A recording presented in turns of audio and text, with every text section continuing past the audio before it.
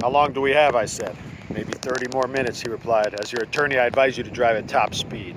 Las Vegas was just up ahead. I could see the Strip Hotel skyline looming up through the blue desert ground haze.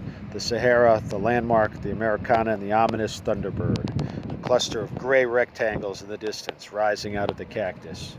30 minutes, it was going to be very close.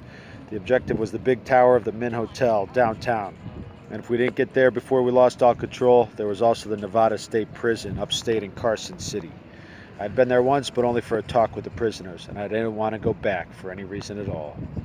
So there was really no choice. We would have to run the gauntlet, and acid be damned. Go through all the official gibberish, get the car into the hotel garage, work out on the desk clerk, deal with the bellboy, sign it for the press passes, all of it bogus, totally illegal, a fraud on its face, but of course, it would have to be done. Kill the body, and the head will die. This line appears in my notebook for some reason. Perhaps some connection with Joe Frazier. Is he still alive? Still able to talk? I watched that fight in Seattle, horribly twisted about 4 seats down the aisle from the governor. A very painful experience in every way, a proper end to the 60s. Tim Leary, a prisoner of Eldridge Cleaver in Algeria. Bob Dylan clipping coupons in Greenwich Village. Both Kennedys murdered by mutants. Owsley folding napkins on Terminal Island. And finally, Cassius Ali, belted incredibly off his pedestal by a human hamburger, a man on the verge of death. Joe Frazier, like Nixon, had finally prevailed for reasons that people like me refused to understand, at least not out loud.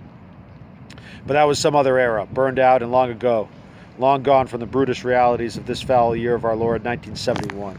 A lot of things had changed in those years, and now I was in Las Vegas as the motor sports editor of this fine, slick magazine that had sent me out here in the Great Red Shark for some reason that nobody claimed to understand. Just check it out, they said, and we'll take it from there.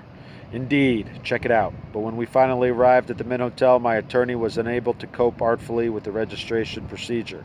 We were forced to stand in line with all the others, which proved to be extremely difficult under the circumstances. I kept telling myself, be quiet, be calm, say nothing, speak only when spoken to, name, rank, and press affiliation, nothing else. Ignore this terrible drug, pretend it's not happening.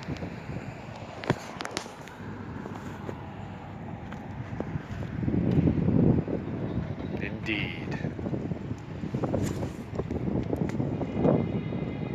The American dream.